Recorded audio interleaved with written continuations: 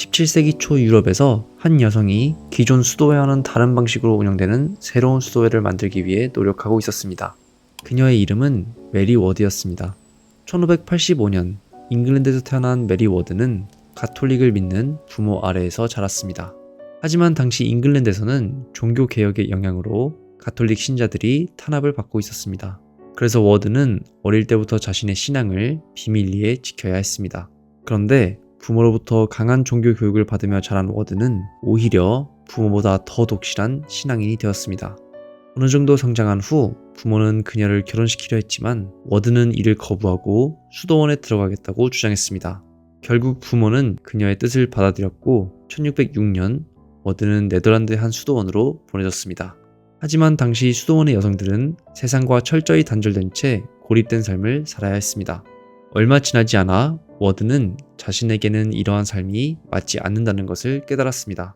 결국 잉글랜드로 돌아온 그녀는 자신과 비슷한 생각을 가진 여성들과 교류하기 시작했습니다. 그리고 마침내 5명의 여성과 함께 생활이 어려운 사람과 병약한 사람을 돕는 모임을 만들었습니다. 같은 뜻을 가진 이들과 함께 열심히 활동하던 어느 날 메리 워드는 꿈속에서 자신이 신의 음성을 들었다고 주장했습니다. 신이 자신에게 새로운 수도회를 만들라고 말씀하셨다는 것이었습니다. 이러한 계시를 받은 워드는 1609년 다시 네덜란드로 돌아가 소녀들만 입학할 수 있는 학교를 만들었습니다. 그리고 1612년에는 기존의 예수회를 본떠 여성 수도회를 만들었습니다. 이후 교황에게 공식 인정을 요청하며 자신들의 활동을 승인해달라는 서한을 보냈습니다. 사실 당시에도 수녀들이 남성 수도회의 허락을 받아 교육 업무를 맡는 것은 어느 정도 용인되고 있었습니다.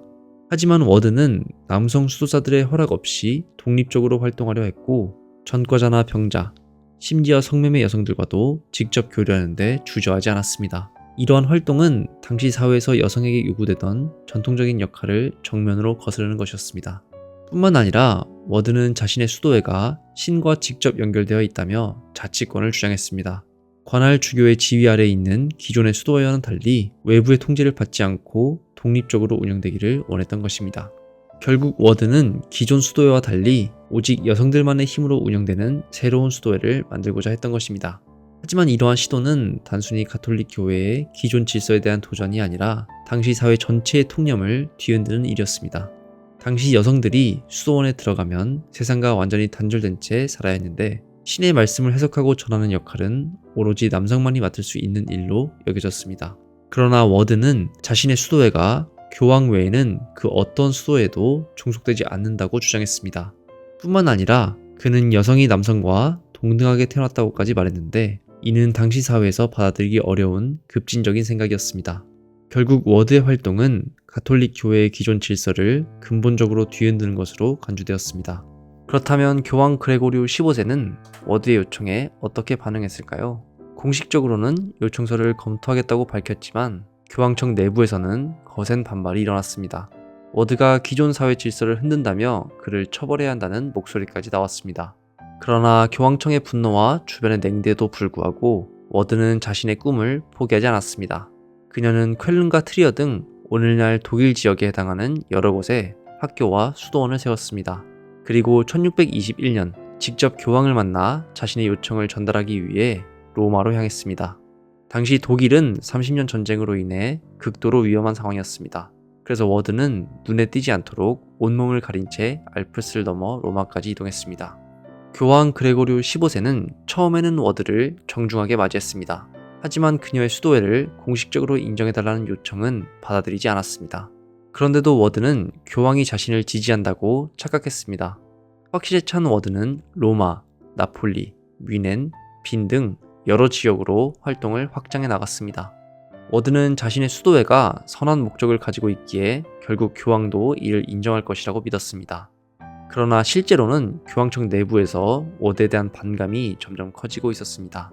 이러한 분위기는 1622년 한 잉글랜드 주교가 로마에 보낸 보고서에서도 확인됩니다. 그는 보고서에서 이렇게 적었습니다. 워드의 수도원이 다른 여성 수도회처럼 세상과 단절된 채 신앙을 따른다면 칭찬받을 수 있을 것이다. 그러나 지금처럼 남성 수도사들이 맡아야 할 일을 하려 든다면 수많은 경건한 남성들로부터 비난을 받게 될 것이다. 이러한 분위기를 반영하듯 교황은 워드의 수도회가 기존 여성 수도회처럼 세상과 단절된 채 은둔 생활을 한다면 공식적으로 인정해주겠다고 밝혔습니다. 하지만 워드는 이를 받아들이지 않았습니다. 그는 자신이 따르는 것이 신의 뜻이라며 기존 교회의 요구를 거부했습니다. 결국 1629년 그 사이 새롭게 즉위한 교황 우르바노 8세에게 다시 한번 자신의 요청을 전달하기 위해 로마로 향했습니다. 우르바노 8세 역시 이전의 교황처럼 워드를 정중하게 맞이했습니다. 이에 워드는 이번에야말로 수도회가 공식적으로 인정받을 것이라 기대하며 위넨으로 돌아갔습니다. 그러나 돌아오는 길에 충격적인 소식을 듣게 됩니다. 교황이 그녀의 수도회를 폐쇄할 것을 지지했다는 것이었습니다. 1631년 워드는 결국 체포되어 한 수도원에 감금되었습니다. 장기간의 여행으로 건강이 악화된 46세의 워드는 감금된 채 힘든 생활을 해야 했습니다. 워드가 갇힌 방은 천장이 너무 낮아 서 있기만 해도 손이 닿을 정도였고 작은 창 2개는 손바닥만한 틈을 남긴 채 판자로 막혀 있었습니다. 유일하게 보이는 바깥 풍경은 수도원의 공동묘지 뿐이었습니다. 방 안의 공기는 탁하고 눅눅했는데 얼마 전에 이곳에서 병든 수녀가 생을 마감했기 때문이었습니다. 기록에 따르면 워드는 감금된 상황에서도 자신의 무죄를 밝히는 것이 신의 뜻이라는 계시를 받았다고 믿었습니다.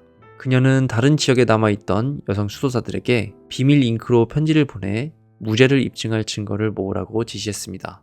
결국 워드는 2달 후 석방되었지만 교황은 발표문을 통해 그녀의 활동을 강하게 비판했습니다. 교황은 다음과 같이 선언했습니다. 워드의 활동은 그녀의 성별, 지적인 능력, 여성으로서 갖춰야 할 겸손함, 그리고 무엇보다도 처녀의 순수성이 지니는 취약성과 전혀 맞지 않는다. 이어 교황은 워드에게 종교 재판을 받기 위해 다시 로마로 오라고 명령했습니다. 워드는 자신이 절대 이단이 아니라고 주장했으며 다른 여성 수도사들까지 그녀를 적극적으로 옹호했습니다. 이에 우르바노 8세는 끝끝내 워드를 이단으로 단정짓지는 않았습니다. 그러나 교황청은 여전히 그녀의 사상을 위험하게 여겼고 워드의 수도회는 끝내 공식적으로 인정받지 못한 채 폐쇄된 상태로 남겨졌습니다. 재판이 끝난 후에도 워드는 로마에 남아 감시를 받아야 했습니다. 건강이 급격히 악화된 뒤에야 겨우 고향인 잉글랜드로 돌아갈 수 있었고 1645년 그곳에서 생을 마감했습니다. 비록 그녀는 수도회가 공식적으로 인정받는 꿈을 이루지 못한 채 세상을 떠났지만 그 뜻은 계속해서 이어져 나갔습니다. 파리, 로마, 아우크스부르크 등 여러 지역에서 그녀의 정신을 계승한 수도회들이 새롭게 만들어졌습니다. 그리고 마침내 2세기가 지난 1877년 워드가 창립했던 수도회는 예수 수도회라는 이름으로 교황청의 공식 인정을 받았습니다. 결국 메리 워드는 비록 생전에는 자신의 수도회 그리고 자신의 신념이 사회로부터 공식적으로 인정받는 것을 보지는 못했습니다. 하지만 워드가 남긴 신념과 도전은 결과적으로 수백 년 후 역사로부터 인정받은 셈이었습니다. 여성은 순종해야 하며 세상의 일에 나서서는 안 된다는 당시의 통념 속에서 워드는 사회적 그리고 생물학적 핍박을 받으면서도 끝까지 자신의 길을 걸어 나갔습니다. 워드를 단순한 한 명의 여성 수도사가 아니라 자신의 신념을 위해 싸운 일종의 혁명가로 봐야 하는 이유가 여기에 있다고 할 수 있습니다.